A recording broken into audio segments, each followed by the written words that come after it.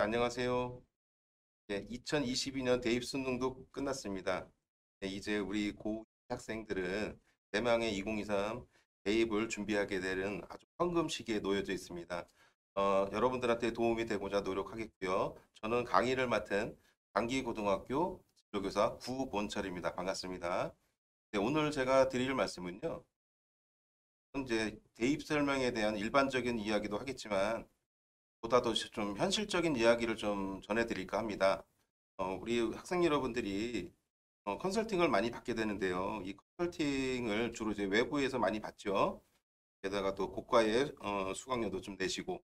그런데 그 컨설팅이 잘못됐다는 것이 아니고요. 그 컨설팅은 대부분 약간 기계적이고 일반적인 원칙론에 입각해서 컨설팅을 하게 됩니다. 그래서 다소 학생들이 자기 자신의 강점 역량을 미처 발견하지 못하고 그 컨설팅의 영향을 받아서 어, 잘못된 곳에서 자기가 이제 지원하게 되는 그런 상황이 놓여지게 됩니다. 현장 선생님들은 이런 것을 되게 우려스럽게 생각하기 때문에 굉장히 그 전형별로 학생들의 장점과 단점을 꼼꼼히 좀 따져서 컨설팅하는 편이거든요. 그래서 오늘은 현장 선생님들의 컨설팅 하는 방향으로 여러분들에게 좀 도움을 드리고자 시작하도록 하겠습니다. 더불어 오늘은 음, 초롱이라는 실제 학생입니다. 근데 이름은 가명으로 초롱이라고 하겠습니다. 이 초롱이 학생이 서울권 대학에 진학할 수 있는지, 컨설팅을 어떻게 했는지, 그리고 후반부에 지금 발표가 막 나왔다고 하더라고요. 그래서 합격과 불합격 여부를 동시에 말씀드리도록 하겠습니다. 시작하도록 하겠습니다. 네, 우선 2023 대입의 기본적인 것에 대해서 이해를 좀 부탁드리고 싶습니다.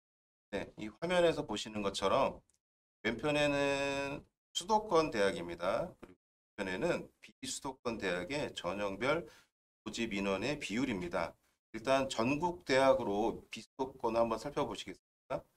비수도권을 살펴보시면 여러분들 다 아시는 바이겠지만 대학을 가는 방법은 정시 수능이 있겠지요. 그리고 수능을 제외한 수시가 있겠는데요. 수시에는 학생부 종합, 학생부 교과, 논술, 학생부 실기 위주 전형이 있습니다. 자, 보시면 이 비수도권을 보시면 무엇이 제일 많이 뽑는 건가요? 예, 맞습니다. 학생부 교과 전형이 58% 정도로 되죠. 학생부 교과 전형은 어떻게 뽑는 거죠? 예, 내신 위주로 하는 겁니다. 일반적으로 인문 쪽 학생들은 국영수 4, 우리 자연계 쪽 학생들은 국영수 과학 과목의 내신 성적을 가지고 주로 반영을 합니다. 그리고 아시는 바와 같이 학생부 종합전형은 반드시 내신으로만 학생을 뽑는 것이 아니겠죠. 예, 일단 그 학과하고 학과에 적합한 학생인지 아닌지가 가장 중요한 평가 척도가 되겠고요. 그 척도에 의해서 생기부와 자소서를 가지고 학생이 우리 과에 맞는지, 그리고 우리 학과에서 이 대학에서 대학의 학업을 수행할 그 역량이 있는지를 종합적으로 평가하는 이 학생부 종합 한 19%, 한 20% 정도 되겠지요. 네, 그리고 수능이 한 10% 정도 됩니다. 자, 그런데 제가 주목하는 건 이 수도권입니다. 수도권. 왜냐하면 전국에 있는 모든 학생들은 실질적으로 수시 6회 지원을 수도권 대학으로, 특히 인서울의 이 수도권 지역으로 다 지원하는 경향이 두드러집니다. 때문에 수도권 지역의 전형별 모집 인원 비율이 현실적으로 더 와닿는 숫자일 거예요. 한번 살펴보도록 하겠습니다. 보시면 수능은 32% 정도 뽑고요. 그리고 학생부 종합전형은 19.5, 즉 30% 정도 뽑고요. 그리고 그 오른쪽에서 봤었던 비수도권에서는 학생부 교과 전형이 가장 많았었는데 수도권 전형으로 오니까 21% 정도로 줄어들죠. 많이 줄어들죠. 그리고 이 논술이 우리 비수도권에서는 아주 굉장히 미미했지만 이 수도권으로 오는 순간 한 7% 정도로 많이 늘어납니다. 자, 잘 보세요. 학생부 종합 전형 그리고 논술, 학생부 교과 전형에 역시 수능을 제외하고 많은 비중을 차지하게 되죠. 특히 이 학생부 종합과 논술은 학생들의 사고력을 살펴볼 수 있는 전형이 되겠죠. 그리고 학생부 종합 전형은 역시 우리 학과하고 맞는지, 우리 학과에 맞는 학생의 진로 목표가 우리 학과의 비전하고 맞는지, 그리고 그와 관련해서 어떤 공부를 했었는지를 종합적으로 평가하는 겁니다. 네, 그렇습니다. 논술과 학생부 종합 전형이 이 수도권의 수시 전형에서 높은 비중을 차지하고 있는 이유는 별다른 거 없고요. 성적 결과로만 뽑는, 즉 수능 성적이나 내신 성적으로만 뽑는 이 전형에서는 우리과하고 맞는지를 확실하게 체크하기가 좀 어렵다라는 것입니다. 그래서 실제로 인서울의 대학들은 이과에 맞는 학생, 그리고 우리 학교에서 학업을 의미 있게 프로젝트형, 참여형으로 폭넓게 공부를 할 수 있는지를 판단하기 위해서 학생의 글을 보거나 학생의 글을 통해서 학생의 사고력을 보거나, 그리고 어, 지속적으로 열정을 가지고 디퍼러닝, 즉 깊이 있는 학업을 할 수 있는 그 역량을 갖고 있는지를 학생부 종합 전형으로 이렇게 체크하는 겁니다. 더 쉽게 얘기하면 우리과에 맞는지 안 맞는지, 우리과에 맞는 역량을 갖고 있는지를 논술 전형과 학생부 종합 전형을 통해서 인서울의 대학은 주로 많이 활용을 한다. 점 다시 한번 강조드리겠고요. 근데 여기서 좀 이상한 게 우리는 그동안 많이 들었습니다. 어떤 얘기를요? 네, 수능은 40%로 늘어난다고 했습니다. 근데 왜 32%일까요? 네, 이거는 다른 것이 아니고요. 그럼 이거는 인서울을 포함한 수도권이기 때문에 수능이 32%가 되겠고요. 실제 수능이 40%로 되는 거는 어, 인서울의 서울 주요 16개 대학만 해당이 되는 겁니다. 다시 수능 40%로, 기존에 한 30%였던 것이 10% 늘려서 한 40% 정도 수능으로 선발하는 대학들은요. 전국 인서울의 모든 대학이 아니고 주요 16개 대학만 해당된다라는 거. 다음 그림을 보시면 되실 겁니다. 네, 이 그림이 서울 16개 대학 전형 유형별 모집 인원의 비율인데요. 보시면 건국대부터 한양대까지 가나다 순으로 해서 우리가 흔히 알고 있는 서연고, 서성한이, 중경외시, 건동 홍숙, 숭실대까지 포함한 이 16개 대학에서 수능을 보시면 이렇게 40%로 맞춰진다. 이 대학만 수능이 40%로 맞춰진다. 그래서 이 수능 40%라는 것이 약간 착시 효과를 일으키고 있는 것 같은데, 수능이 굉장히 크게 늘어난다고 생각을 하는데요. 실제로는 우리 재학생들의 입장에서는 수능이 그렇게 크게 늘어나는 입장은 아닐 겁니다. 왜냐하면 여전히 학생들은 자기 성적으로 가기 힘든 대학을 수시를 활용해서 대학을 진학하기 때문에 수시를 보시면, 수능을 제외한 이 수시를 보시면 학생부 교과, 학생부 종합, 논술, 실기 위주 전형을 이렇게 보시면요. 역시 우리가 무시할 수 없는 비율로 항상 서울의 대학은 학생들을 선발하고 있다는 거 명심하십시오. 네.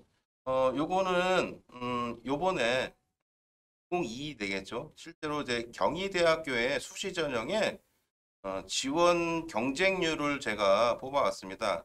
이 자료를 보는 것도 여러분들한테 좀 현실적으로 도움이 될 것 같아서요. 자, 이 왼편에 보시면 경희대학교의 사례로 드는 겁니다. 경희대학교에 여러 전형들이 이렇게 있습니다. 학생부 교과, 학생부 종합, 고른기회 1, 기회 1, 고른기회 2, 통합고졸 재직자 전형, 논술 전형, 실기 위주 전형 뭐 이런 식으로 있는데요. 일반적으로 많은 학생들이 포함되는 이 학생부 교과 전형 한번 보실까요? 학생부 교과 전형 이번에 경희대학교에서요. 총 275명을 선발하는데 2,905명이 지원을 했고요. 경쟁률을 따져보면 10.5대 1. 학생부 종합을 보시면 경희대 학생부 종합 전형은 네오 르네상스 전형이라고 부릅니다. 학생부 종합전형은 652명을 선발하는데 11,000명이 지원을 해서 17대 1. 와, 많죠? 예. 17대 1이 사실은 대입 경쟁률을 따지면요. 맞는 건 사실 아닙니다. 왜냐하면, 자, 놀라지 마세요. 이 논술 우수자 전형을 한번 보겠습니다. 논술 전형을 보시면 259명을 선발하는데 26,000명이 지원을 해서 100대 1입니다. 100대 1. 자, 네, 이 논술 우수자 전형 100대 1 나와서 너무 겁먹지 마시고요. 실질적으로 대부분의 논술 전형은 최저 학력 기준이 1단계입니다. 최저 학력 기준을 통과하게 되면 그 다음에 논술 성적으로 이제 합격, 불합격에 대한 진검승부가 벌어지는데 그러다 보니까 이 최저 학력 기준이 이 지원 경쟁률을 굉장히 높이 올리는 영향을 좀 주었습니다. 왜냐하면 그냥 한번 되짚어보는 의미로 얘기하는 겁니다. 논술 전형의 최저 학력 기준은요, 대학마다 물론 다릅니다. 그런데 우리 대학생 여러분, 이거 각 대학마다 다르지만 그걸 다 일일이 외우실 필요는 없어요. 대부분의 대학은 국어, 수학, 영어, 탐구 이 네 가지 영역 중에서 꽤 영역의 합이 4나 5 이하이면 최저 학력 기준을 통과하게 됩니다. 또는 서울의 중하위권으로 가면요, 꽤 영역의 합이 6이나 7 이하로 내려가기도 합니다. 그래서 논술 전형의 최저 학력 기준이 국수, 영탐 4개 영역 중에서 2개 영역만 혹시 관리가 잘 된다면 그래서 내가 학생인 내가 전체 4개 영역은 성적이 다 떨어지지만 4개 영역에 대한 평균은 떨어지지만 2개 영역의 합이 2개 영역이 관리가 잘 되어서 합이 4나 5 이하 또는 중앙위권에 5나 6 이하 또는 6이나 7 이하로 포함만 되면 나도 논술 전형으로 인서울의 대학을 합격할 수 있다라는 공식이 나오기 때문에 논술 전형은 그래서 100대 1 정도가 실제로 나옵니다. 실제로 이 경희대의 100대 1은 굉장히 높은 편이고요. 다른 거는 웬만한 대학은 30대 1부터 50대 1, 60대 1, 70대 1 이런 식으로 펼쳐집니다. 그러나 너무 겁먹지 말라고 제가 말씀드린 이유는 최저 학력 기준이 통과하지 않기 때문에 실질적인 경쟁률은 뚝뚝 떨어집니다. 심한 경우는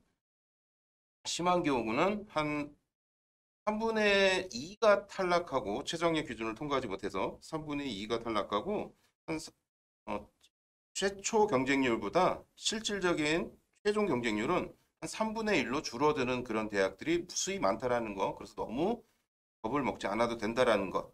또 다음 장면을 보시면요. 일단 그렇게 살펴봤고요. 2023 데이 패러다임의 변화라는 제목인데요. 이 부분은 제가 꼭 강조드리고 싶은 이유가 이 현재 지금 고2 학생들이 바로 고교학점제의 시범 학번 세대들입니다. 그래서 우리 교육부의 대입 정책이나 그다음에 대학교의 그 대입 정책에 있어서 2023학년도 대입부터 즉 우리 현재 고2 학생들부터는 평가 요소 중에 큰 핵심 원리로 작용하게 되는 것이 바로 뭐냐면 학생들의 고교 학점제라는 것입니다. 그것 때문에 바로 우리 고2 학생들부터 아주 작은 변화가 시작이 되는데요.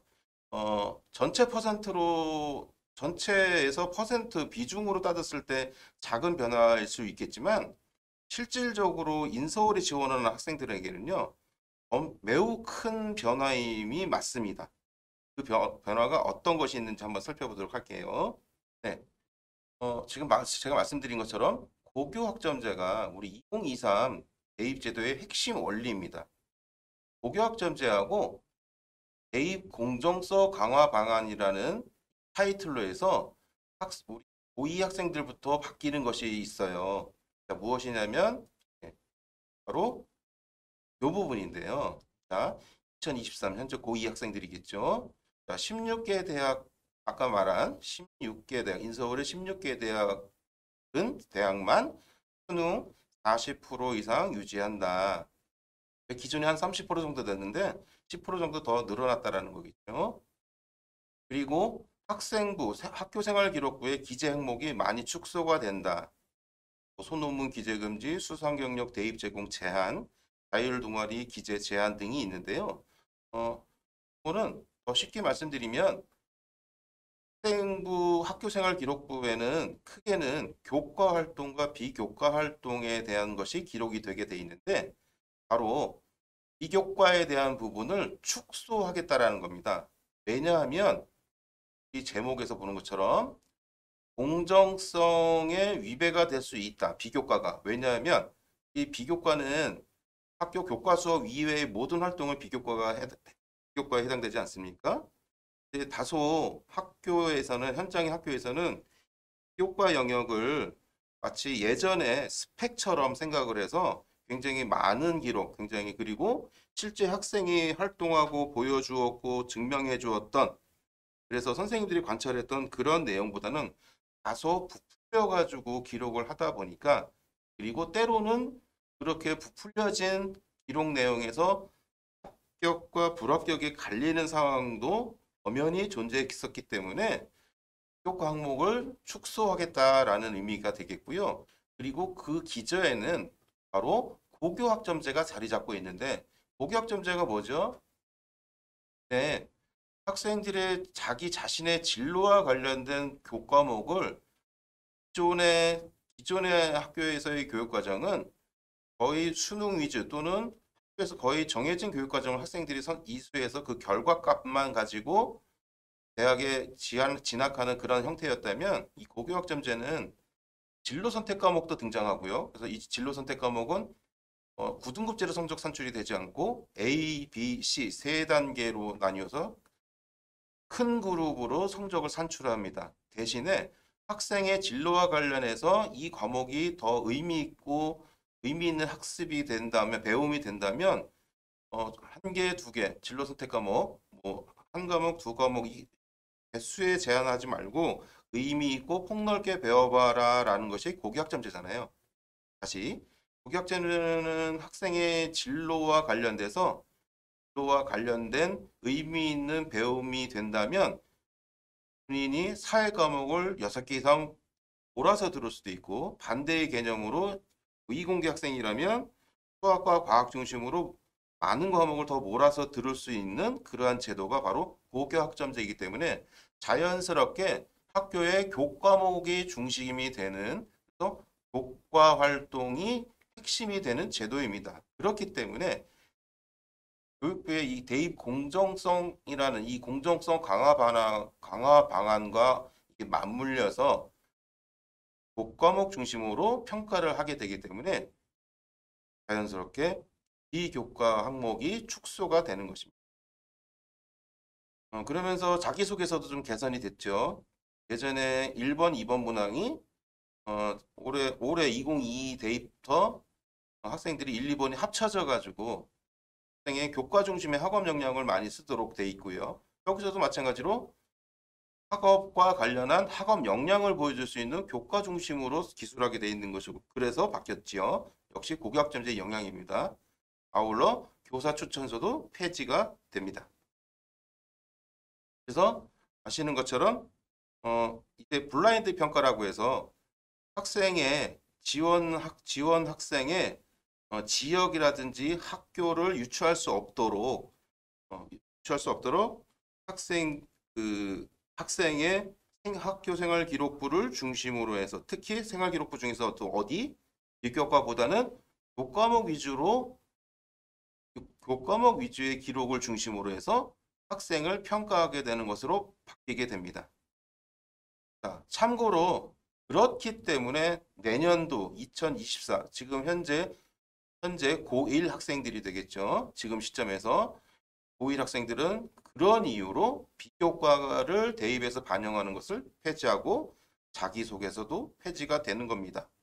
바로 고교학점제라는 이 핵심 원리가 적용됐기 때문에 비교과보다는 교과목 중심으로 교과목은 무엇을 의미하느냐? 학생의 자기 진로와 관련된 의미 있는 배움을 그 진로와 관련된 교과목을 통해서 많이 배우는 그래서 그 진로와 관련된 성숙도가 향상되고 한층 더 성장하는 그러한 제도이기 때문에 이 고교학점제의 영향을 받아서 대입제도가 이렇게 변하고 있다. 자, 그러면 구체적으로 어떻게 변하는지 크게 한 두 가지 정도를 좀 살펴보도록 하겠습니다. 어, 자, 일단 이거는 한 번 더 제가 복습 차원에서 말씀을 드리고자 싶은 건데요. 자, 대입 전형은 정시 수능이 있고요. 그리고 이 정시 수능을 제외한 수시가 일반적으로 이 세 가지가 있는데 학생부 교과, 학생부 종합, 논술이 있고 정시가 이 일반적으로 한 네 가지가 되는데 저는 학생부 종합을 먼저 보겠습니다. 고교학점제 때문에 무엇이 학생부 종합전형에서 조금 더 주안점을 두게 되었나? 자, 보이시죠? 역시 학교생활 기록부가 중요해졌습니다. 그리고 비교과 영역도 물론 중요하지 않다가 아니고요. 비교과 영역보다도 교과 영역 중심으로 평가를 한다. 여기다 교과 영역에다 더 비중을 둔다. 근데 이 교과 영역을 비중을 두는데 구체적으로 어떻게 하느냐? 학업 역량, 그다음에 얼마나 지속적으로 의미 있게 열심히 했는지, 그리고 그 폭이 얼마나 심화 확대되었는지, 그 학업 태도, 또 공동체 의식이라고 표현하는데 쉽게 말해서는 리더십보다는 협업 능력을 말하는 것이 맞다고 저는 봅니다. 왜냐하면 대학교에서는 전공이라는 걸 통해서 전공이라는 것을 통해서 전공 영역을 좀 깊이 있게 대학 수업을 진행하잖아요. 그러다 보니까 고등학교와는 달리 대학의 수업은 프로젝트형, 그다음에 참여형 수업이 굉장히 많습니다. 팀 프로젝트 활동을 많이 하게 되는데 그럴 때 드러나는 것이 물론 리더십도 있겠지만 함께 할 수 있는 협업 능력이 실질적으로 대학에서도 필요하기 때문에 그러한 것을 주로 본다. 그래서 이 학생부 종합전형에서는 교과 영역 중심으로 많이 평가를 하기 시작했다. 더더욱 왜? 고교학점제 때문에. 자, 다음은 수능을 보겠는데요. 수능은 특히 우리 각 고등학교에 최상위권 학생들은 모두 해당된다라고 보시면 되겠습니다.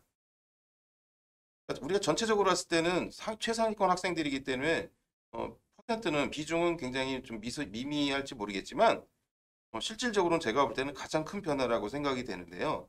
뭐냐면 바로 내년부터 서울대에서는 정시에서도 교과 평가를 반영하는 겁니다. 정시 수능은 기존에 어떻게 했었죠? 예, 수능 성적으로 갔었죠. 수능 성적 거의 100%입니다. 실질적으로. 그런데 바로 내년부터는 서울대는 정시에서도 학교생활 기록부의 교과 세트를 가지고 평가하는 교과 평가가 반영이 된다. 이거는 별거 아닌 것 같지만요. 각 고등학교의 최상위권 학생들은 나는 수능 성적만으로 대학을 진학할래 라는 입장을 기존에 가졌었다면 이제는 그렇게 하면 큰일 난다는 얘기입니다. 어떻게 해야 된다? 수능 성적은 기본적으로 최선을 다하고 또 학교 수업도 굉장히 의미 있게 해두어야 된다. 어떤 측면에서 고교학점제이기 때문에 자기 자신의 진로와 관련돼서 배웠던 본인이 선택해서 배웠던 그 교과목들의 그 교과 세특을 중심으로 이 교과 평가도 확실히 챙겨두어야 그래야 서울대 정시에서도 지원할 때 경쟁력이 더 살아난다. 이 밑에 내용은 바로 지금 말씀드린 그 내용인데요. 상위권 학생은 교과 세특 중심의 정성평가를 반드시 대비해야 된다는 것이고 그렇다면 이 교과 세특은 어떻게 하느냐? 학생이 자기 자신의 진로와 관련돼서 어떤 과목을 이수했는지 그 이수한 학생이 선택한 과목, 이수한 내용을 굉장히 의미 있게 보고요.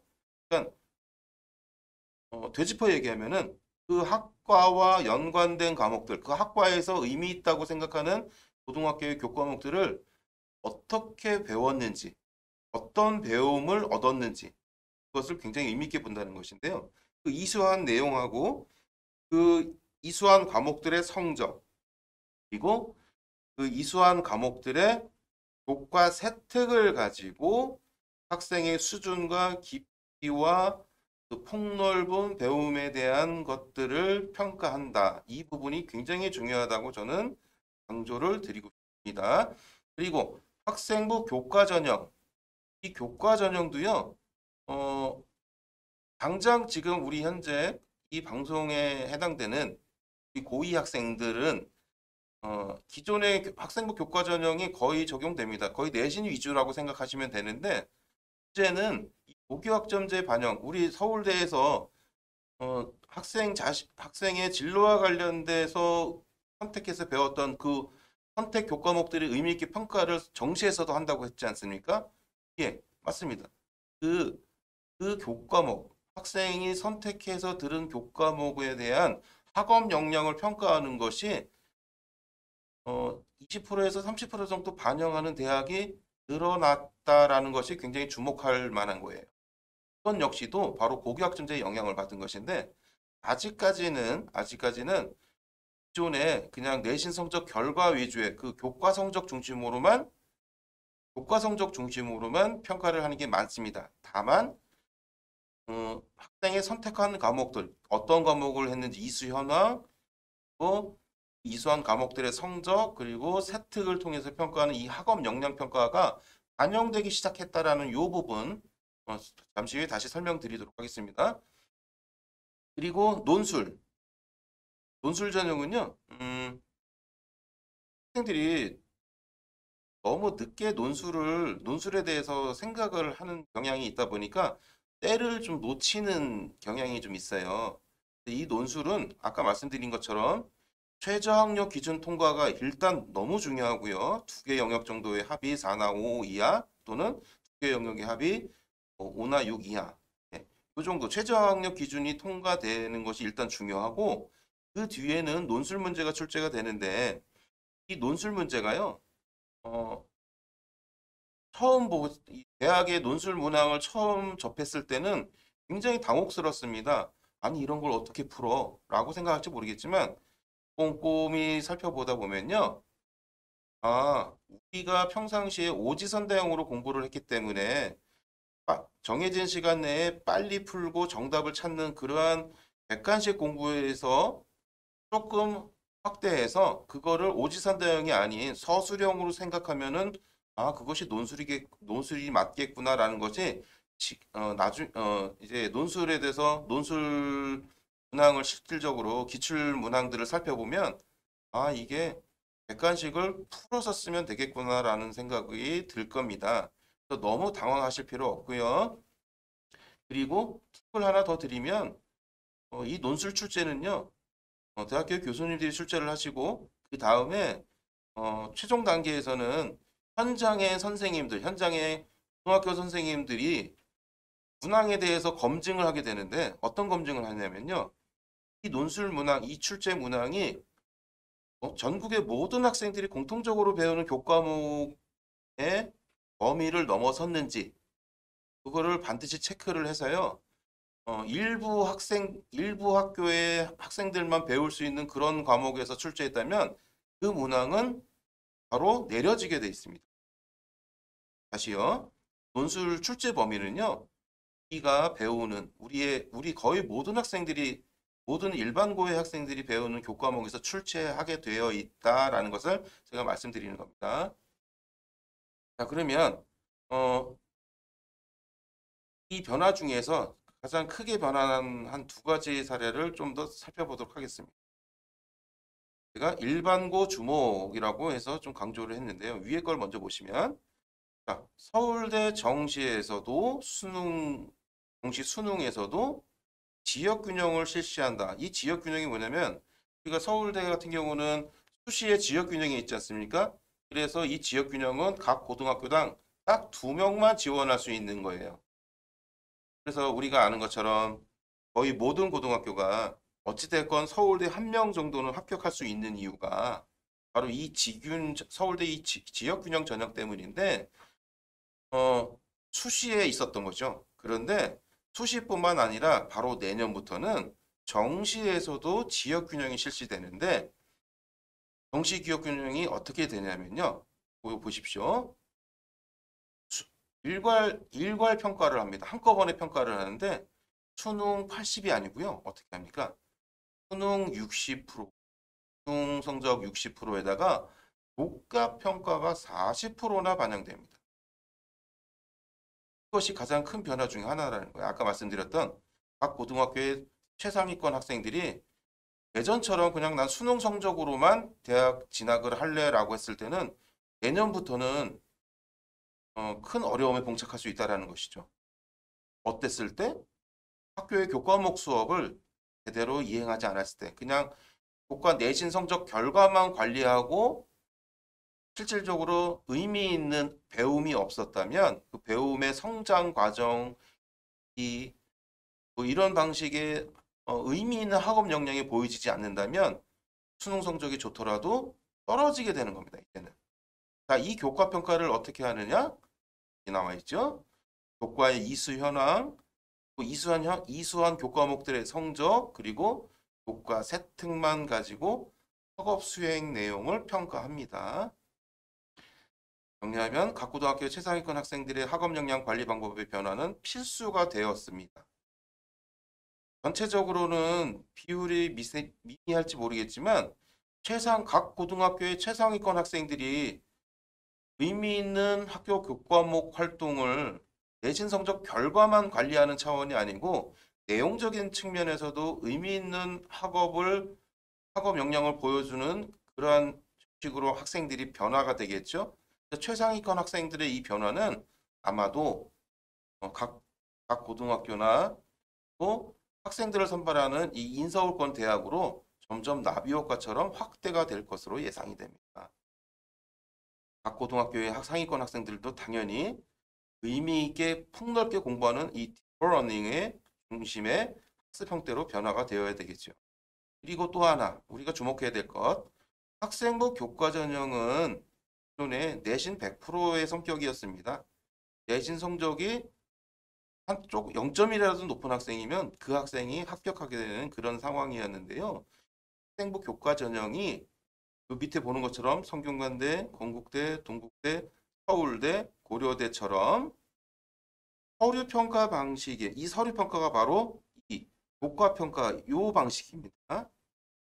고교학점제 영향을 받아서 어떤 과목을 배웠고 그 과목들의 성적은 어떻고 그 교과목들의 학생이 선택해서 들은 교과목의 세특을 가지고 평가한 이 교과평가 방식이 서류평가 방식으로 이렇게 적용이 되었다라는 거, 그 점 차관에 좀 주의해 주시기 바라겠습니다. 이 부분에서 실제로 역전하는 현상이 올해는 드러날 거예요. 자, 이 방식은 지금 현재 고2 학생들, 즉 2023 대입에 해당되는 고2 학생들은 아직은 학생부 교과 전형이 이렇게 몇몇 대학에서만 서류 평가가 등장하기 시작했는데 지금 이 방송을 듣는 혹시 고1이나 예비 고1 학생들에서는 점점 더 이 방식이 학생부 교과 전형의 서류평가, 정성평가하는 이 서류평가 방식이 더더욱 늘어날 것이다. 즉, 내신 성적 결과 중심 관리만으로는 경쟁력이 부족해질 것이다. 이 가지를 강조하고 싶습니다. 제가 이 화면은 제가 강의를 할 때 여기저기서 좀 많이 강조를 했었는데요. 너무나 중요하기 때문에 다시 한번 강조하도록 하겠습니다. 이거는 실제 올해 동국대학교, 지금 현재 고3 학생들 말고요. 올해 대학교에 입학한 학생들의 결과인데요. 동국대학교의 학생부 위주 전형에서의 그 대학에서의 평가했던 실제 사례입니다. 결론부터 말씀드리자면 학생들은 고교학점제 시범 세대에 해당하는 학생들이기 때문에 지금 현재 고1, 고2, 고3 학생들이 진로와 관련돼서 선택한 교과목들이 이렇게 중요하다라는 것을 대학의 평가 장면에서 실질적인 평가 장면에서 강조하는 것입니다. 자, 경영학과에 지원한 학생입니다. 이 학생은 경영학과다 보니까 수학, 영어, 사회 교과목이 주로 대학에서 반영하는 교과목이 되겠죠. 그런데 특히 2, 3학년 과정에서 이 대학에서 의미 있게 뽑은 것이 뭐냐면 경영학과와 관련된 과목들을 주로 뽑았어요. 자, 보시면 경영학과다 보니까 확률과 통계, 과목이 굉장히 연관이 되겠죠. 그리고 수학은 당연히 연관이 되겠죠. 그래서 수학 과목과 사회 과목을 중심적으로 뽑았는데 2, 3학년 과정입니다. 즉 이 위에 요 내용은 2학년 때 선택한 과목이고 요 밑에 하단의 부분은 3학년 때 선택한 과목인데 수학과 사회 과목이요. 보시면 수학 1, 수학 2, 그 다음에 사회 과목들 나오고요. 3학년 때 경제, 수학, 경제, 사회문화 과목들 이 과목들을 뽑았는데 이 경영학과에서는 수학과 사회 과목이 연관되어 있다. 그래서 학생들의 그 선택 과목이 우리 2학년, 3학년 과정에서 등장하기 시작하지 않습니까? 그렇기 때문에 학생의 합격과 불합격을 가르는 정말 중요한 이 진검승부에서 대학에서 학과와 관련된 교과목을 따로 뽑았다라는 것이에요. 그리고 이 노란색 표시된 거는 제가 표시한 것이 아니고 대학에서 의미 있게 본 과목을 대학에서 표시한 겁니다. 자, 보면 어떻습니까? 실용경제, 경제수학, 경제, 사회문화 등 여러 교과목 중에서 특히 이 네 과목을 의미 있게 보았다. 우리 경영학과하고 관련된 과목이라고 생각하고 이 A 학생이 어떤 배움이 있었는지를 확인하고 싶었다. 어디에서? 교과 세특에서. 물론 성적도 받겠죠. 자, 그래서 대학에서 평가한 거는요. 쭉 살펴보니까 이 A 학생은 경제에 대한 관심이 두드러지게 나타나고 있다. 선택 과목을 살펴보니까 그리고 성적, 이 학업 성취도도 우수한 편으로 보였다. 또 더 중요한 거 바로 세특을 통해서 관련 활동 내용, 세특에 나온 관련 활동 내용을 통해서 전공 관심도, 그다음에 발전 가능성, 지적 탐구 능력, 지적 호기심, 그다음에 협업과 관련된 협업 능력 등등을 확인할 수 있었다. 그래서 이 학생을 굉장히 긍정적으로 평가했다라는 대학의 공개 자료입니다. 자, 다음은 똑같은 경영학과에 지원한 B 학생입니다. 역시 2학년 때, 3학년 때 등장하는 선택 과목들 중에서 경영학과하고 관련된 수학과 사회 과목들을 이 대학에서 별도로 따로 뽑고요. 이수 현황, 그리고 이수한 과목들의 성적들을 받고요. 그리고 혜택을 통해서 의미 있는, 이 학생의 의미 있는 학업 역량을 확인하려고 했는데, 보시면 여기서는 좀 그 색칠된, 강조된 교과목 표기가 없죠. 왜 없냐면, 우리 A 학생 같은 경우는 뭐 경제 수학도 있었고 또 여러 과목 경제 과목도 있었고 해서 연관 교과목을 해서 그 세특을 의미 있게 봤다고 했지 않습니까? 그래서 이 B 학생 같은 경우는 그러한 과목을 선택하지 않았다라는 이유로 좋지 못한 평가를 받은 것은 아니고요. 다만 이 학생의 그 학교마다의 상황이 있을 수 있으니까 이 B 학생이 선택한 과목에 일단 이 이수 현황만 가지고는 좀 의미 있게 주목할 만한 교과가 없었는데 그래서 세특을 다 봤답니다. 세특을 봤는데 세특을 본 결과가 어떻게 나왔냐? 자, 이건 대학의 얘기입니다. 해당 지원자는 선택 교과에서 전공에 대한 관심도나 학업 의지를 확인하기가 좀 어려웠다. 그리고 선택 과목의 수강자 수를 바탕으로 다양한 과목을 선택할 수 있었던 교육 과정이라고는 보기는 어렵다. 그래서 선택한 과목들이 조금 아쉽고 그 아쉬운 것 때문에 좋지 못한 평가를 바로 준 건 아니고 세특을 확인했는데 세특을 통해서 의미 있는 학업 역량, 디퍼러닝, 깊이 있는 학습을 했던 지적 호기심과 지적 탐구 능력이 보여지는 협업 활동, 협업 능력이 보여지는 그러한 의미 있는 학업 역량이 확인할 수가 없었다라고 해서 이 학생은 좋지 못한 평가를 받았다고 합니다. 이번엔 자연계 학생을 좀 사례를 볼게요. 기계로봇 에너지공학과인데 쉽게 말하면 기계공학과라고 할 수 있겠죠. 마찬가지로 국영수 과학 전체 과목에 대한 것을 살펴봤는데 그 중에서도 대학에서는 기계공학과 관련된 수학과 과학 과목을 쭉 뽑았는데 보시면 수학 1, 2 확통, 자, 물리학 1, 화학 1 노란색 쳐져 있는 거니까 이 기계공학과에서 의미 있게 살펴봤다는 이 과목이 되겠죠. 그리고 이 고등학교는 전문 교과로서 이 일반 교과목을 설치했네요. 그래서 개설을 했기 때문에 이 학교 학생들은 이걸 들었습니다. 수강자 수가 13명밖에 수강자 수가 이 13명밖에 없기 때문에 학차 등급을 내지 못했던 거겠죠. 그리고 3학년 때는 미적분, 그다음에 기하, 물리 2, 지구과학 2, 공학 일반을 들었는데 특히 기하하고 물리 2를 의미 있게 좀 봤다. 이수현황, 이수한 과목들의 성적 그리고 이제 세 번째 가장 중요한 세특을 보겠죠. 자, 이 대학교의 평가를 보시면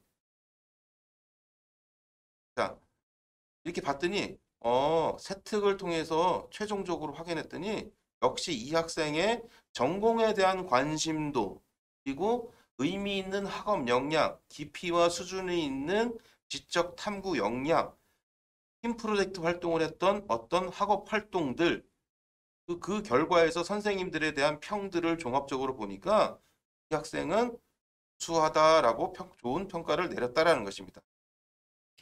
또 다른 학생을 보겠습니다. D 학생인데요. 같은 기계공학과에 지원하는 학생인데 보시면 마찬가지로 수학하고 과학 과목을 쭉 뽑았죠. 자, 그런데 보시면 이 학생 2학년 때 보시면 수학 1, 2 확통에다가 물화생지 이 네 과목을 다 배웠네요. 예. 참고로 이 학생은 물화생지를 다 들은 것 여기까지는 대학에서 높이 평가를 했습니다. 왜? 기계공학과는 공대의 어떻게 보면 메인 학과겠죠. 기계공학과에서 적어도 공대 학생에게 필요한 우리 과학적 소양에서는 물화생지 다 필요하다고 할 수 있겠죠. 실제로 학생들이 물화생지를 다 신청해서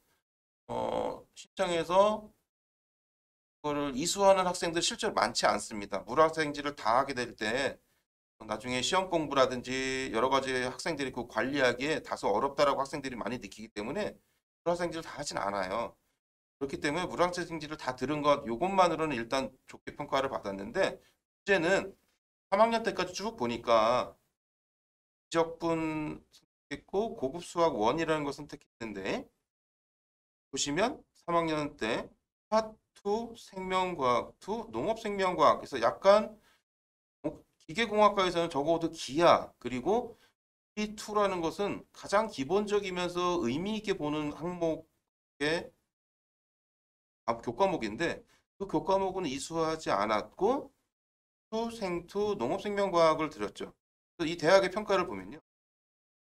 자, 공동교육과정이라서 이 학교에 개설되지 않은 것을 온라인이나 오프라인으로 다른 학교에 가서 배우거나 온라인으로 배울 수 있는 이 공동교육과정으로 고급 수학 1을 배웠는데 역시 세특을 통해서 확인해 봤더니 그닥 큰 의미 있는 학업 역량은 확인할 수 없었다고 합니다. 그래서 우수하다라고는 이 교과서 고급 수학 1에 대해서는 우수하기는 좀 어렵다라고 평가를 했었고요.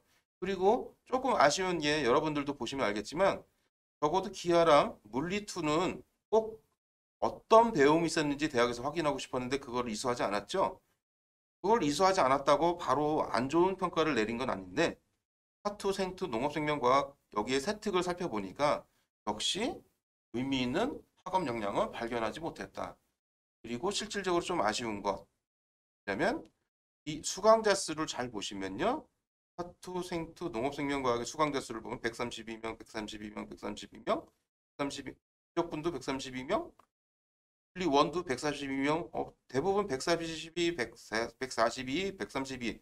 아, 그걸 보고 이 고등학교의 학생들이 대부분 특히 과학 과목 같은 경우는 140명대 정도의 학생들이 많이 수강을 한다라고 생각하시면 되겠죠. 근데 보면은 물리2와 기하를 선택하지 않은 이유가 유추가 되지요. 왜 그랬을까요? 네, 아마도 물리2나 기하 과목을 선택한 학생의 이 수강자 수가 매우 적어서 내신 관리에 불리하다라고 생각을 했던 것 같습니다. 이 대학생이요. 그래서 선택하지 않았던 거겠죠. 근데 고교학점제 하에서는 학생들의 진로와 관련해서 선택한 과목은 굉장히 의미가 있고 그 학생이 선택한 과목이 그 대학의 학과에서 학생이 지원한 학과에서 관련 있는 교과라고 했을 때는 더더욱 중요한 의미가 이렇게 적용돼서 평가를 하고 있다라는 것입니다. 지금 현재도 평가하고 있었다라는 것이에요. 네. 여기서 여러분들이 알고 있는 것처럼, 이렇게 느끼신 것처럼, 아, 고교학점제라는 것에 학생들이 선택한 교과목, 그리고 그 교과목 속에서 의미 있는 배움, 그것이 교과 세특에서 충분하게 자기 자신의 역량이 드러나야 된다는 것이 얼마나 중요한지 다시 한번 저는 강조드리고 싶습니다. 자, 여기까지는 아마 여기저기 뭐 학원가에서도 그렇고 뭐 다양한 정보 매체를 통해서도 그렇고 시종이 같은 의미로서 많이 강조되고 있는 내용이었을 거고요. 그런 의미로 한 번 더 강조했던 것이고, 이번에는 우리 실질적으로 초롱이라는 실제 학생이지만 가상 인물로 초롱이가 어떻게 컨설팅을 받고 어떻게 지원했고 그 결과가 어떤지 한번 살펴보도록 하겠습니다. 이 방송을 듣는 우리 고3 학생이나 예비 고3 학생이나 우리 학부모님들은 사례를 잘 보시고요. 교 선생님들을 믿고 학교를 믿고 여러 선생님들에게 컨설팅을 받으시되 컨설팅을 너무 맹신해서는 안 된다. 그리고 그거를 그럼 우리가 그걸 어떻게 알아요? 아니요, 충분히 알 수 있습니다. 오늘 보시면 알겠지만 제가 이초롱이 학생과 컨설팅을 하면서 같이 공유했던 자료들은요. 진학을 담당하는 선생님들만이 아는 특별한 자료가 절대 아니고요. 각 대학교 입학처에 항상 공개하는 자료를 가지고 초롱이 학생하고 상담을 했던 거예요. 그만큼 우리가 꼼꼼하게 조금만 부실하면 얼마든지 알 수 있다라는 것을 보여드리고 시작하도록 하겠습니다. 초롱이는 어떤 학생일까요? 네, 이 초롱이는요. 기초 자료를 한번 살펴보도록 하겠습니다. 이 초롱이는 내신이 2.9였어요. 전 과목이 2.9고요. 또 모의고사 성적은 국어가 실제로 올해 3학년 학생입니다. 올해 3학년.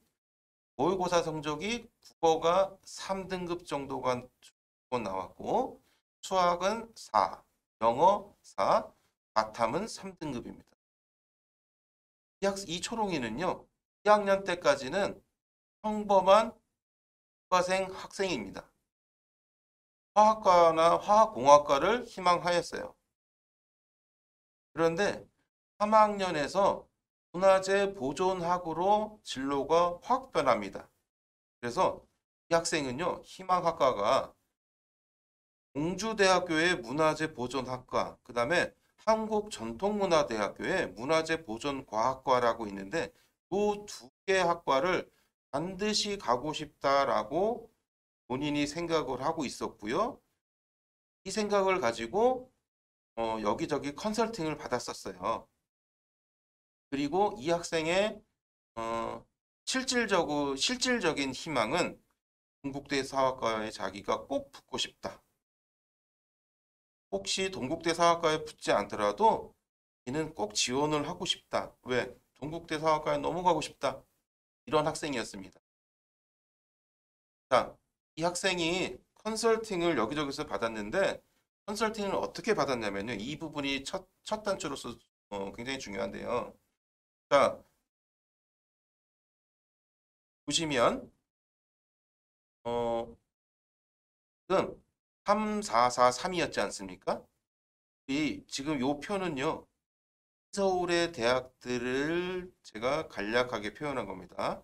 서울대, 연대, 고대, 서강대, 성대, 한양대, 이대 이런 식으로 했어요. 한성대, 서경대, 삼육대 뭐 이런 식으로 해서 요거 가운데는 육사, 해사, 공사, 경찰대, 교대, 아주대, 인하대, 서울과학기술대, 인천대, 뭐 여대로는 성신여대, 서울여대, 동덕여대, 덕성여대 뭐 이런 식으로 자연계열 이게 인서울의 범위인데요. 지리적인 인서울도 있지만 점수상으로 카이스트 포스텍 이런 거는 또 지방에 있지만 인서울급이다라고 해서 포함시켰습니다. 예. 이런 인서울의 대학은요. 전국에 있는 모든 학생들이 수시를 다 여기를 씁니다. 그래서 처음에 컨설팅을 받게 되면 기본적으로 선생님들이 학생 내신이 어떻게 됩니까? 또는 모의고사 성적이 어떻게 되죠? 라고 반드시 묻습니다. 왜냐하면 첫 진단을 해야 되기 때문에. 자, 우리 초롱이 학생은 내신이 2.9였어요. 그리고 모의고사가 3, 4, 4, 3이었죠. 실제로 3, 4, 4, 3이면 어느 정도 해당하냐면요. 이 인서울은 전체 응시생 수, 응시생, 지금 올해도 응시생이 50만 좀 넘었지 않습니까?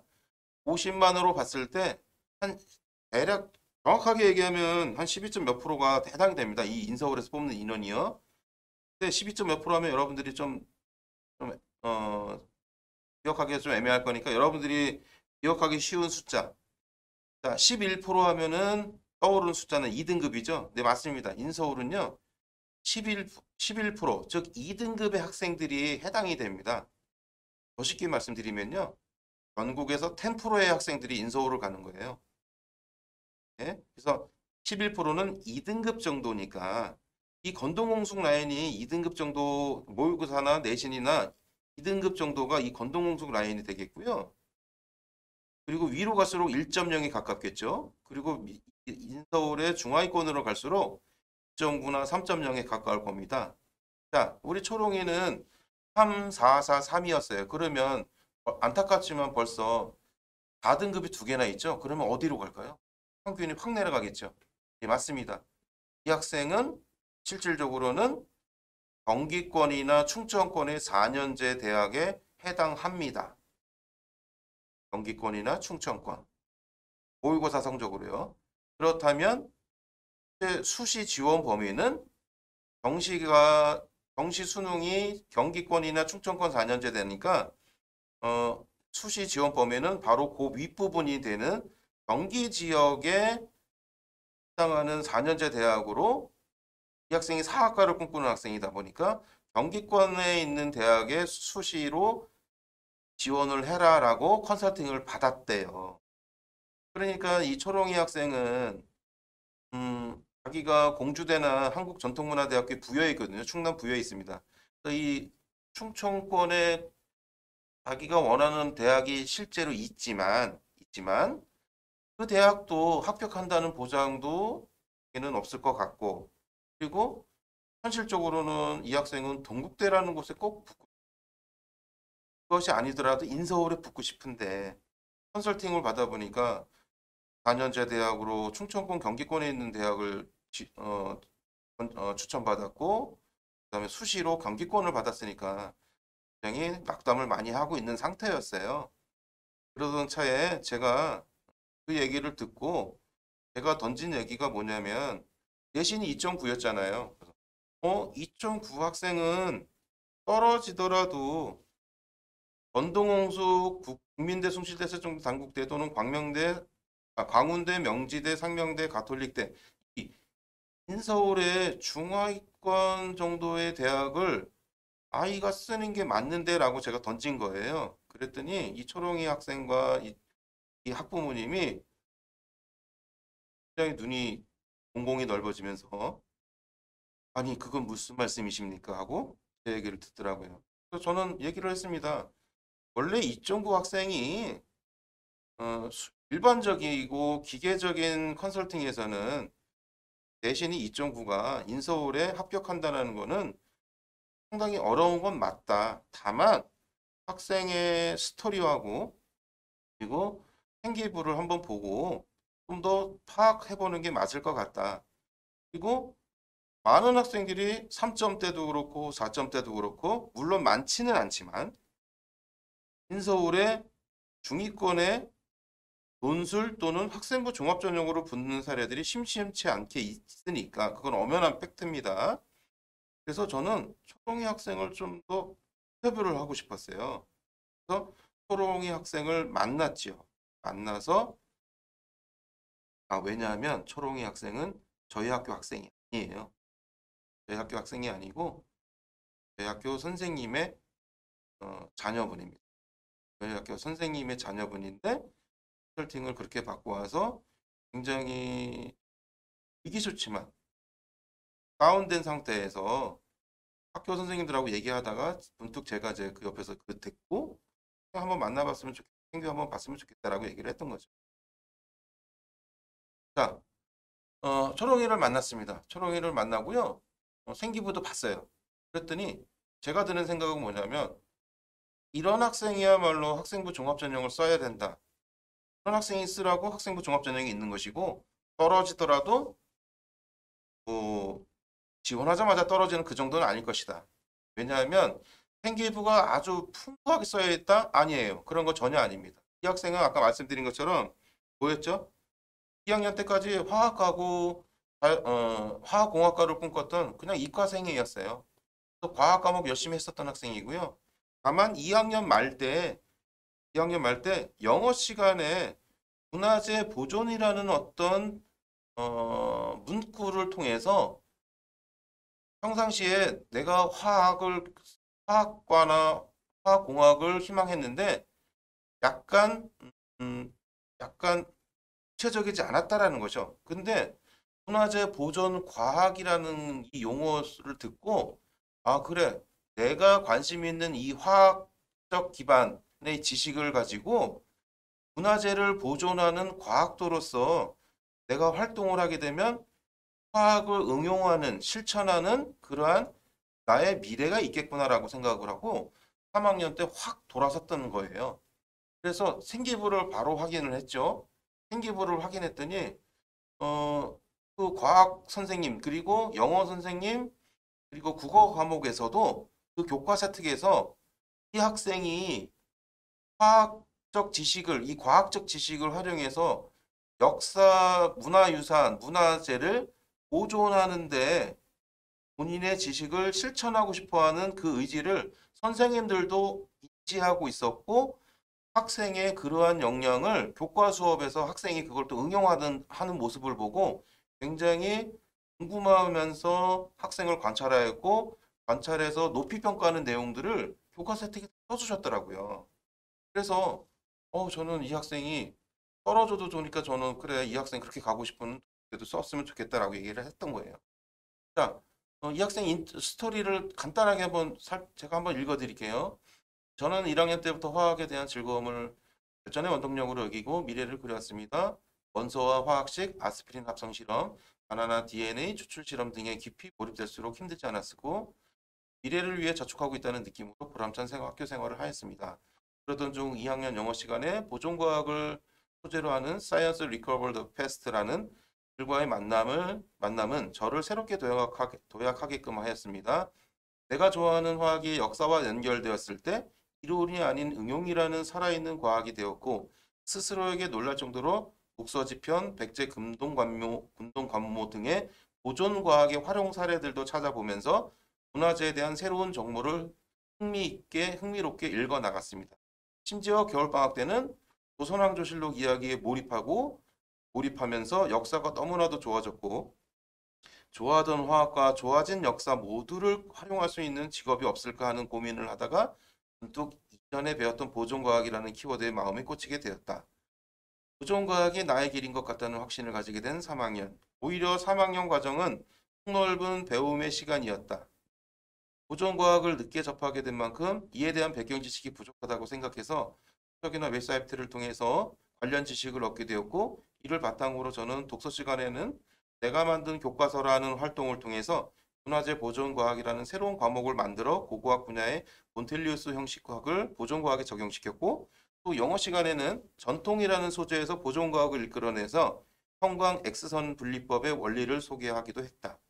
또한 사회문제 탐구 시간에는 문화재 비파괴 분석법의 오차를 주장하는 논문을 본 후 이에 대한 연구 프로젝트에서 오차 여부와 사람들의 인식 실태에 대한 설문조사를 실시하였고 역사 동아리 시간에는 2008년 숭례문 방화 사건을 탐구 주제로 숭례문의 역사와 복원 과정을 발표하는 등 각 과목에서 배우는 내용에 보존 과학을 접목시켜 생각하게 되었고 깊은 학습을 할 수 있었다.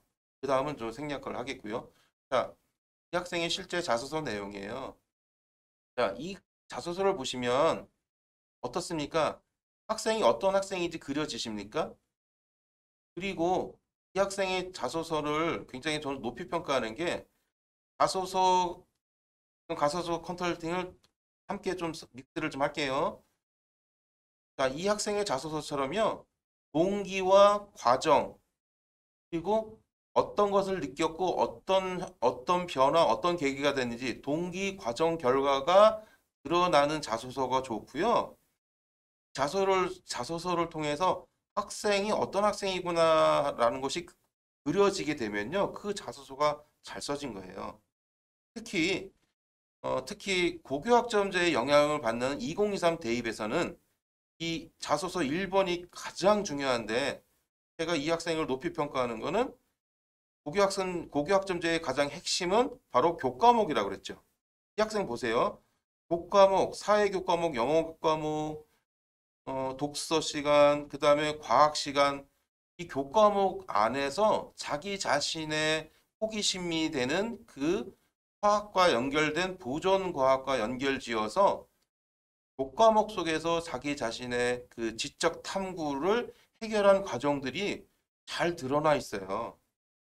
참 감사하게도 선생님들이 이 학교의 선생님들이 이 학생의 이 모습을 정확하게 관찰하시고 또 써주셨기 때문에 저는 더더욱 이 자소서를 굉장히 높이 평가했습니다. 여기서 하나 더, 이 자소서는 실제로 한 번에 뚝딱 하고 만들어지는 거 아닙니다. 자소서는요 굉장히 오랜 시간이 걸려요. 이 학생도 처음에 이렇게 쓰지 못했습니다. 거의 초등학교 수준으로 처음에 뭐뭐 했다, 좋았다, 많이 배운 것 같다, 성적이 올랐다, 뭐 이런 식의 기존의 자소서 패턴으로 썼는데 제가 많이 빠꾸시켰죠. 많이 빠꾸시키고 고교학점제가 무엇인가, 핵심 원리가 무엇이고 대학에서는 고교학점제 때문에 어디에 중점을 두고 있는가를 충분하게 교육을 시켰고요. 숙지시킨 다음에 다시 본인의 스토리를 좀 편안하게 쓰라고 해가지고 한 10회차 정도의 만남과 그다음에 메일을 주고받으면서 서로 수정 검토하고 첨삭하고 해서 만들어진 게 이 자소서예요. 자소서는 단번에 되지 않습니다. 그리고 제가 이 초롱이 자소서 쓸 때도 가장 중요한 게 뭐라고 그랬죠? 고교학점제 핵심 원리는 교과목입니다. 교과목 속에서 자기 자신의 지적 호기심을 어떻게 탐구하면서 해결했는지 그 과정과 결과가 드러나는 것이 입니다. 자, 그래서 이 학생이 이 초롱이가 동국대를 개인적으로 너무 가고 싶어 했잖아요. 그래서 동국대 전형을 한번 살펴봤어요. 자, 동국대 전형은요.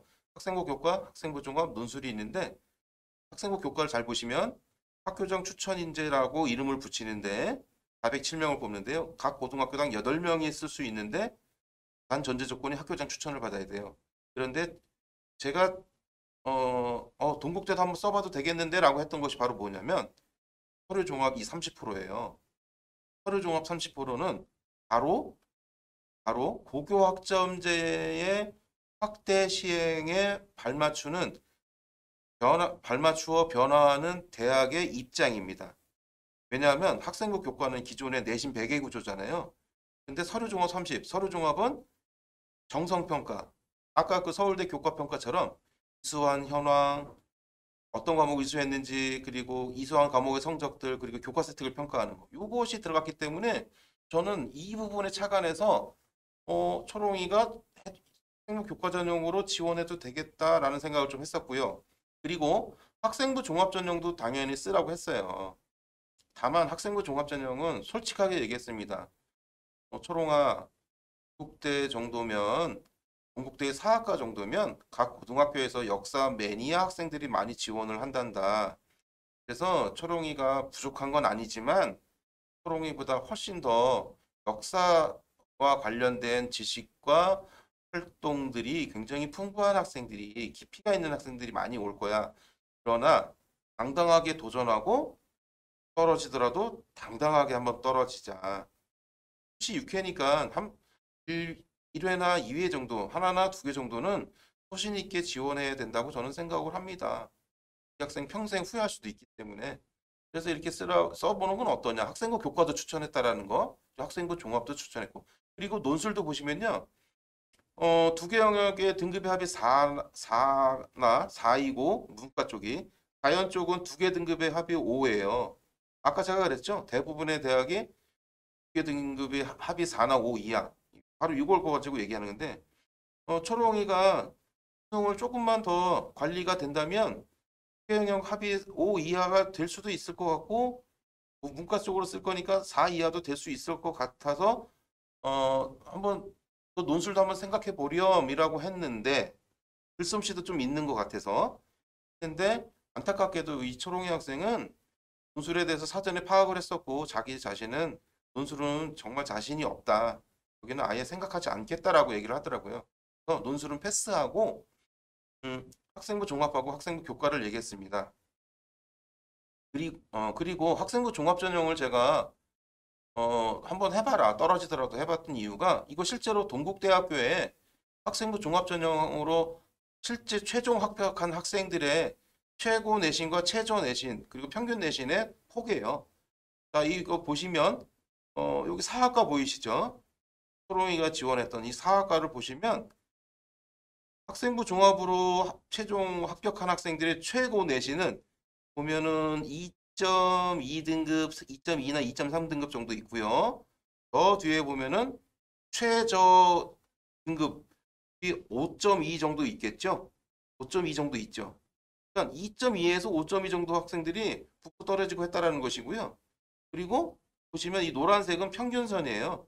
그러니까 한 3.5, 3.6등급 정도 학생들의 최종 합격한 학생들의 학생부 종합의 그 하학과에 붙은 학생들이 최종 내신이라는 거죠. 자, 이것만 보시면 어때요, 벌써? 아, 초롱이도 봐도 되겠구나. 떨어져도 어쩔 수 없지. 최선을 다하면 되는 거니까. 초롱이랑 이런 식으로 얘기를 했습니다. 그래서 하학과 한번 써봐라. 너는 아깝다. 한번 써보자. 너의 그 활동했던 것들이 결코 안 좋지는 않다. 굉장히 의미는 있다. 그래서 당당하게 한번 도전해보자. 그리고 아까 제가 내신 100%로 했던 기존의 이 학생부 교과 전형 이것이 동국대에서 서류 평가가 들어가면서 초롱아 너 여기서도 한번 가능할 수도 있을 것 같아 라고 했었죠. 자, 학생이나 학부모 여러분 잘 보세요. 여기서 제가 이 내용 중에서요. 동국대 학생부 교과 전형 개요입니다. 제가 초롱이한테 기존의 내신 전형인데 너무 너 2.9니까 여기저기 가서 너는 2.9는 힘들 것 같은데요 라는 얘기를 많이 들었을 텐데 겁먹지 말고 한번 해보렴이라고 얘기했던 결정적인 이유가 있어요.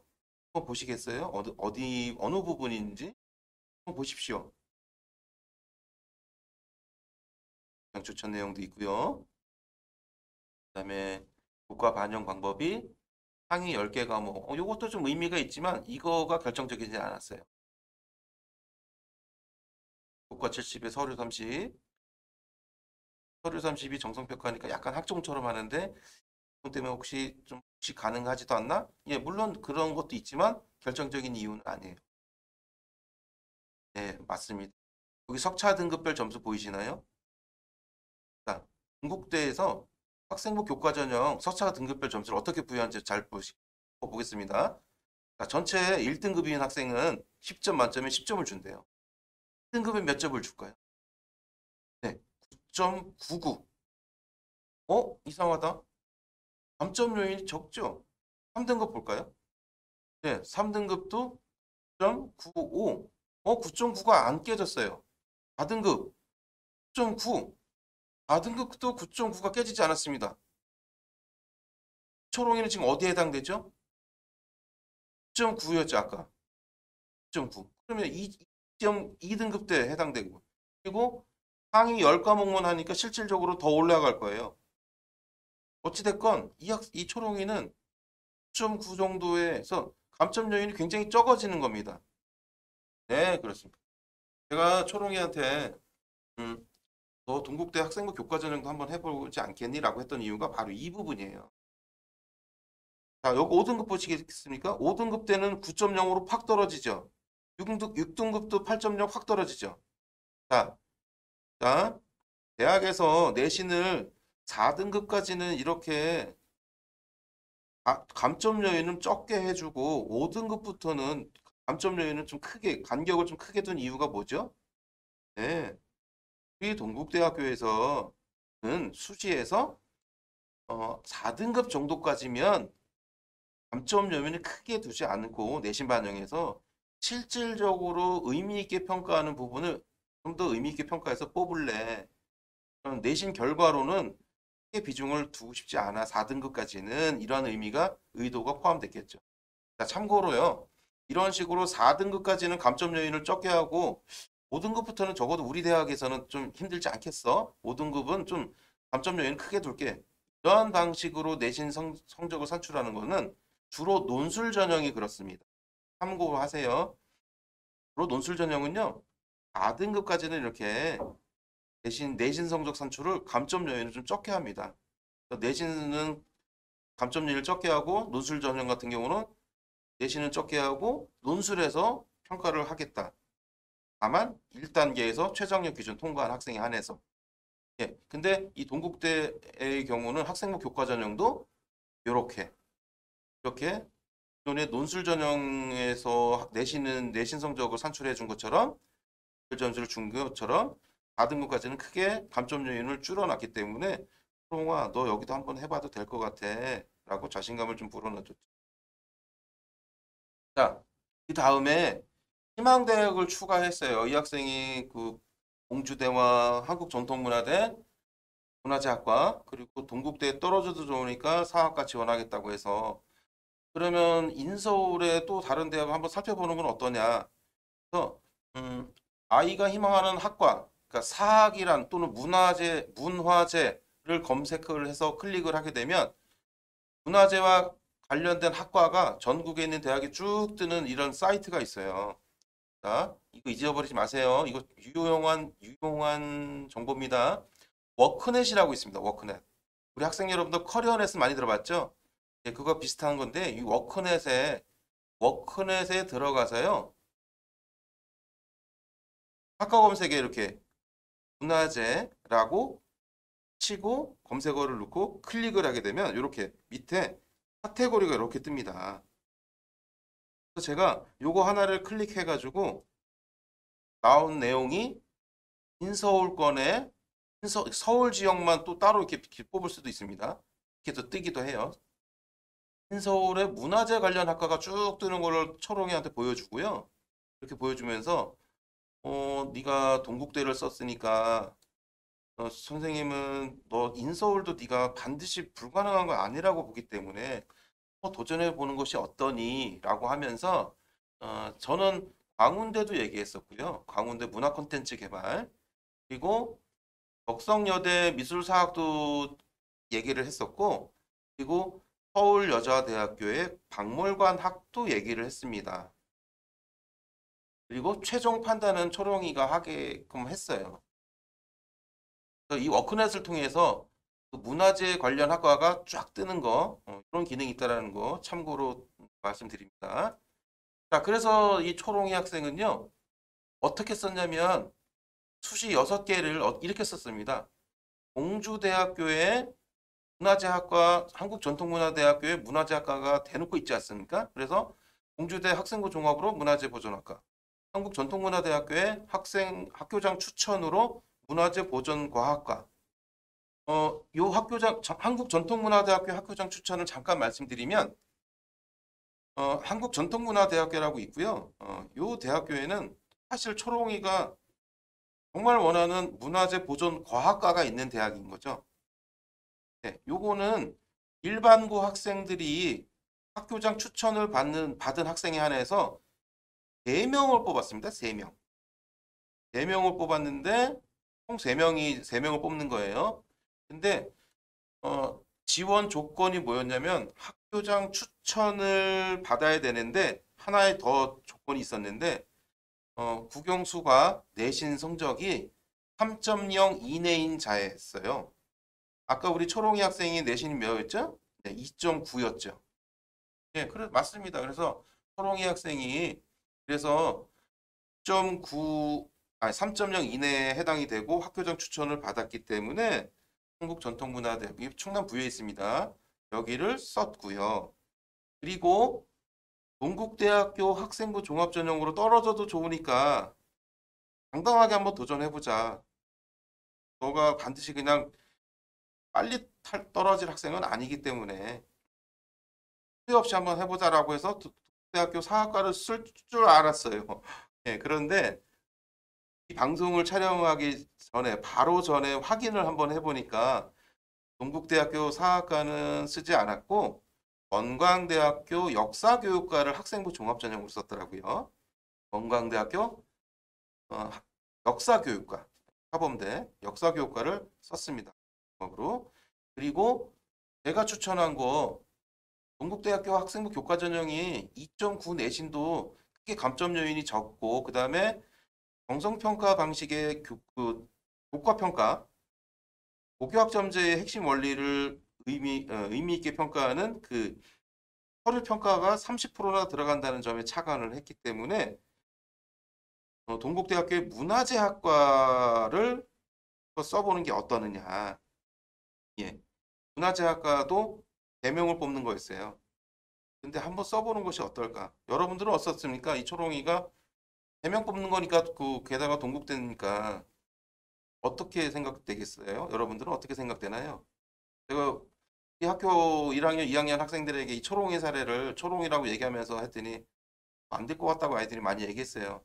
결과는 좀 이따 나중에 말씀드리겠고요. 그리고 아까 그 워크넷을 통해서 인서울에 문화재와 관련된 학과를 쭉 뽑아서 여러 학교를 얘기했는데 이 초롱이 학생이 결국에 서울여대 학생부 종합전형으로 박물관학 전공을 지원했다고 합니다.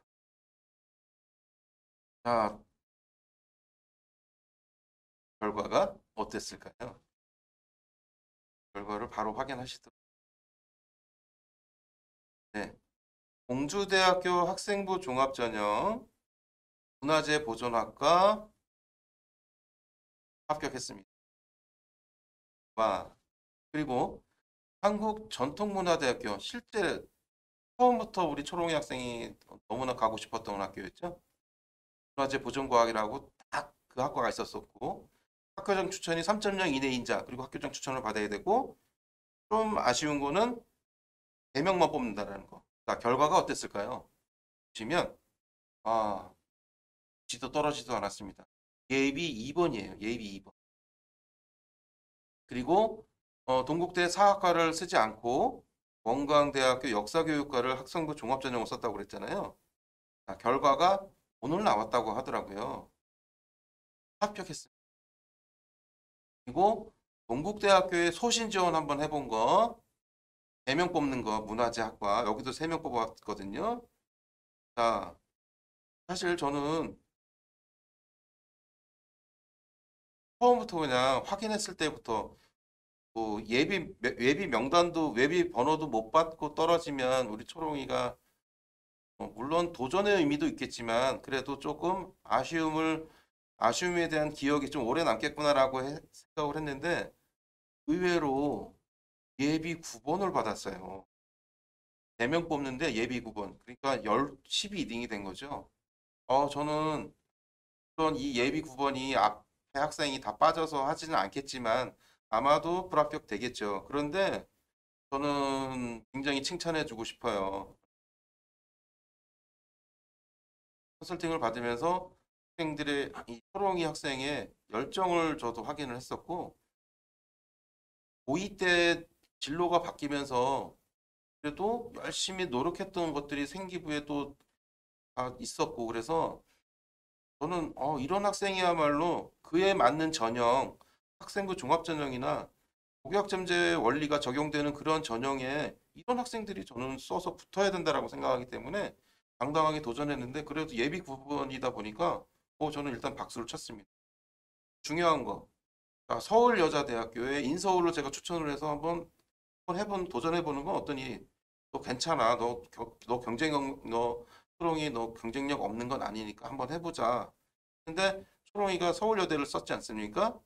네, 요건 좀 전에 한 며칠 전에 미리 발표가 났는데요. 어땠을까요? 합격했습니다. 어떻습니까? 예비 고3 또는 여러분, 저는 초롱이라는 학생은 우리 학교 학생이 아닌데 우리 학교 선생님이 자녀분이라고 했죠. 초롱이 학생이 이야기를 듣고 그냥 옆에서 한마디만 한 거예요.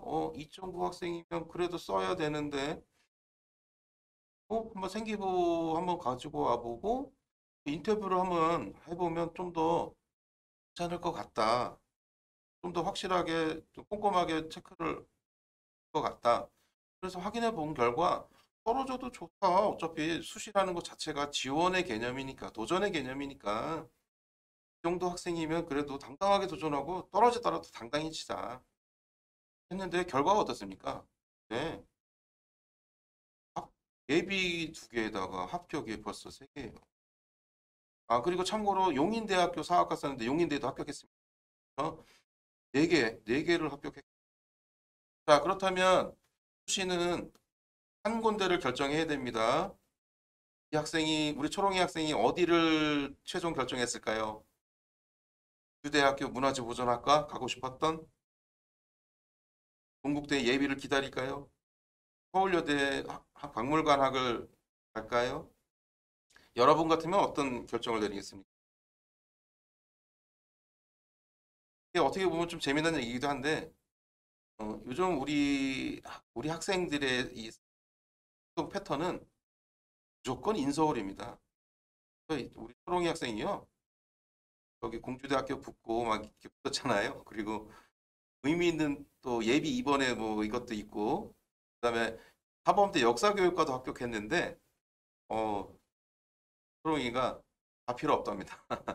서울여대 학생부 종합 전형으로 서울여대 박물관학. 초롱이가 한 말이 박물관학도 자기가 생각하는 문화재 보존과학하고 맞아떨어지기 때문에 자기는 자기 자신의 그 미래를 위한 진로 성장에 있어서 서울여대가 자기한테는 굉장히 큰 의미의 변환점이 될 것 같다라고 얘기를 해서 제가 더 칭찬했어요. 예. 그래, 너 서울여대 가서 원하는 공부를 많이 했으면 좋겠다라고 해서 많이 축하를 해줘. 자, 예비 고3 학생 여러분 그리고 우리 학부모님 정리를 하도록 하겠습니다. 자, 이 4가지를 저는 꼭 말씀드리고 싶어요. 자, 첫 번째, 제가 계속 강조한 것처럼 2023 대입제도의 핵심 원리가 고교학점제에 있다라는 거, 그것 때문에 내년부터 우리 지금 현재 고2 학생들부터 변화가 생겼다라는 거, 이 변화가 인서울의 전 모든 대학으로 퍼지진 않았지만 변화가 최상위권 그리고 학생부 종합전형은 말할 것도 없고 학생부 교과전형에서도 서류평가 방식이 적용되고 있다는 점 이거 분명히 유념해 주시고요. 그리고 이 전형별로 학생의 장점과 단점이 전형별로 달라진다는 거 우리 초롱이 사례를 통해서 있다라는 거 좀 주지해 주시기 바라겠고요. 이 핵심 원리 고교학점제 즉 진로 중심 학생이 학생이 선택한 이 교육 과정, 교과목, 그리고 그 교과목 학습을 통해서 성적 결과보다는 과정에서의 얻게 된 배움이나 역량이나 중요하다고 생각하는 이 가치들을 학교 생활 기록부에 남겨두도록 학교 활동을 하는 것, 학교의 교과 활동을 하는 것 아주 중요하다는 거 말씀드립니다. 자, 11월 모의고사 성적 결과가 이제 곧 나오게 될 텐데요. 우리 지금 예비 고3 학생들. 이 모의고사 성적 결과 나오면요. 성적 좋아. 성적 안타까워. 이거는 아무 의미 없는 겁니다. 여러분들의 이 시험은요. 내년 11월에 보는, 내년 여러분들 고3에 대해서 보는 수능 성적 결과가 진짜고 나머지는 다 가짜예요. 다만, 이 모의고사 성적 결과를 가지고 정확한 진단을 한번 하도록 노력을 하자. 학교 선생님들, 여러 선생님들을 통해서 진단도 받아보시고요. 그리고 외부 컨설팅이 무조건 잘못된 건 아니지만 이 외부 컨설팅이 자칫 잘못하면 너무 기계적이고 그냥 평균치에 입각한 일반론적인 컨설팅이 될 수도 있기 때문에 너무 맹신하지 말고 검증, 확인 또 다시 한번 강조드립니다. 그러면 어떻게 제가 할까요? 아까 말씀드렸죠. 가장 객관적이고 가장 신뢰할 만한 정보는요. 각 대학교의 입학처에 다 있습니다. 오늘 제가 여러분들께 안내하고 보여드렸던 그리고 초롱이한테 안내하고 보여주었던 모든 자료는 대학교 입학처에서 항상 얻을 수 있는 자료를 가지고 학생하고 얘기를 했던 거예요. 예. 그렇게 어렵지 않다라는 거 저는 부지런한 학생이 되기를 바랍니다. 그래서 여러분들 이번에 겨울방학 때 겨울방학 들어가기 전에 그러니까 기말고사 끝나고 남는 짜투리 시간들 있죠? 그 자투리 시간 때 컨설팅 한번 받아보시기 바라겠습니다. 가능한 한 학교 선생님들께 컨설팅을 받으세요. 그리고 외부 컨설팅이 다시 한번 말씀드리지만 외부 컨설팅이 반드시 나쁜 건 아닙니다. 어떤 선생님들이 학생들이 망치기를 원하겠습니까? 그런 사람 아무도 없습니다. 예. 다만 컨설팅을 받은 걸 가지고 학교 선생님이든 외부 선생님이든 너무 맹신하지 말고 본인이 그 대학에 대한 기본적인 자료를 조금만 더 부지런해서 찾아보고 한다면 얼마든지 자기가 검증하고 확인할 수 있다. 다시 한번 강조드리도록 할게요. 그리고 세 번째, 3학년 1학기 성적이 중요하다라는 거 아까 동국대에서 실제 평가 사례 보고 확인들 하셨죠? 네. 3학년 1학기 성적과 3학년 1학기의 교과서 혜택 너무 중요합니다. 3학년 1학기 때 어차피 2학년 때 난 뭐 성적도 좀 아쉽고 교과서 혜택도 많이 챙겨둔 게 없으니까 나는 그거보다는 그냥 포기하고 하나만 하는 게 나을 것 같아. 이거 가장 위험합니다. 저는 절대 위험하다라고 얘기합니다. 3학년 1학기 여러분들이 선택한 과목 성적과 교과서 혜택 대학에서 가장 의미 있게 봅니다. 이 부분 꼭 재학생만의 특권이에요. 우리 재수생이나 반수생들은 생기부가 이미 멈췄지 않습니까? 네. 우리 재학생들은 매년 생기부가 업그레이드되고 선생님들이 매년 느낀 거를 반영하기 때문에 생기부가 매번 이렇게 긍정적으로 발전한다고 할까요? 예. 나날이 새로워지고 있습니다. 그래서 3학년 1학기까지 절대 이 재학생이 누릴 수 있는 이 특권을 절대 우리가 포기하지 말자. 열심히 해서 챙길 거 다 챙기자. 열심히 하면 선생님들이 관심에 들어올 수밖에 없고 선생님들하고 질의 답변 또 이렇게 상담을 많이 하게 되면 선생님은 그 학생에 대해서 주목할 수밖에 없어요. 그래서 3학년 1학기 성적과 교과서 혜택 이거 아주 중요합니다. 최선을 꼭 다해 주시기 바라겠습니다. 자, 그리고 네 번째 마지막입니다. 요 말은요. 포기하지 말고 속단하지 말자. 이 말은 누구의 말이냐면요. 항상 매년 고3 학생들이 그 수시 정시에 어떤 결과가 나오면요. 이 후배들한테 전해 주십시오라고 하는 얘기입니다. 어떤 얘기? 포기하지 말고 속단하지 말자. 자, 이게 뭐냐면요. 너무 일찍부터 1학년 또는 2학년 초 이렇게 너무 일찍부터 시험 한번 못 본 거 가지고 나 수시 안 해. 나는 뭐 정시 수능만 할래. 또는 그 반대로 나는 뭐 수능 성적 모의고사 성적보다는 내신 이성도 상대적으로 나니까 나는 뭐 정시보다는 무조건 수시야. 수시 정시는 분리되지 않아요. 그거는 그냥 특정 부류의 입장이 개입된 얘기예요. 학교 선생님들은요, 절대로 수시와 정시를 분리하지 않습니다. 재학생들은 재학생들에게 수시는요, 특권입니다. 재학생들은요, 절대 속단하지 말고, 포기하지 말고, 최선을 다해 주세요. 대입 정보를 모르면 불안 속에 여러분들이 속단하게 될 거예요. 대입 정보 아까 말씀드렸듯이 여러분들이 그 대학 입학처나 이런 데 가서 자료를 안 봐서 그렇지. 그러니까 지금 우리 예비 고3 학생들 겨울방학 들어가기 전에 이 기말고사 이후에 그 자투리 시간에 본인이 희망하는 대학들 또는 2023 대입 정보 이런 것들을 꼼꼼히 좀 살펴보십시오. 천천히. 오히려 얻는 것이 굉장히 많을 거예요. 그리고 그 알게 되면은 정보들을 알게 되면 그 다음에 학생들이 어떻게 변하냐면요. 현명하게 관리를 합니다.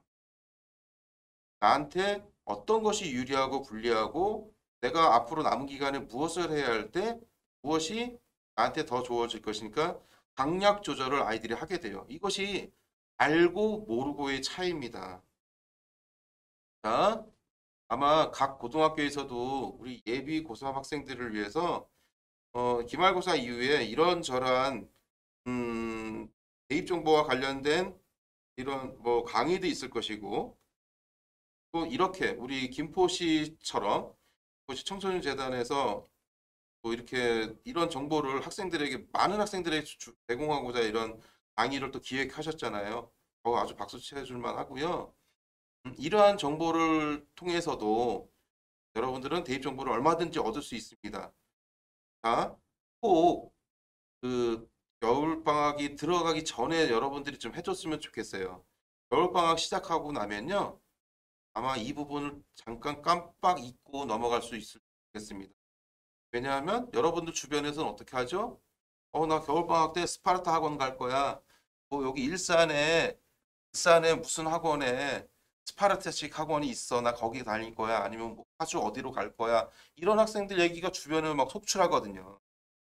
그러다 보면 3학년에 대해서 어떤 계획을 구체적이지 않아도 대략적으로 현재 여러분들 모의고사 성적을 기반으로 해서 11월 모의고사 성적을 기반으로 해서 여러분들의 3학년 진학 전략을 간단하게라도 세워볼 수 있거든요. 본인이 힘들면 뭐 저와 같은 진로 선생님을 찾아가도 되고 선생님들 찾아가도 되고 그래서 얼마든지 할 수 있는데 방학 시작하면은 그거를 또 다 놓치고 3학년 1학기 즉 3학년 3월 달에 시작이 돼서 그때 가서 논술이 어떻지? 학종이 어떻지라고 생각하는 게 그때 가서 챙기려고 하는 친구들이 많아요. 제가 분명히 말씀드리지만 3학년 3월 달에 시작하면요. 타이밍을 또 놓치게 된 거예요. 그래서 여러분들 겨울방학이 너무 중요합니다. 겨울방학 들어가기 전에 이런 정보 이렇게 이러한 지금 이러한 대입 정보 영상이라든지 아니면 학교의 대입 정보 뭐 강의라든지 설명회라든지 이런 거를 좀 꼼꼼하게 들었으면 좋겠고 모든 정보의 가장 핵심이고 모든 정보의 가장 신뢰할 만한 정보는 각 대학교의 입학처에 있다라는 거 마지막으로 강조드리면서 오늘의 강의를 마치도록 하겠습니다. 이 예비 고3 학생 학부모 여러분 너무 두려워하지 마시고요. 코로나 때문에 여러분들이 코로나로 인해서 참 어떻게 보면 불운한 세대예요.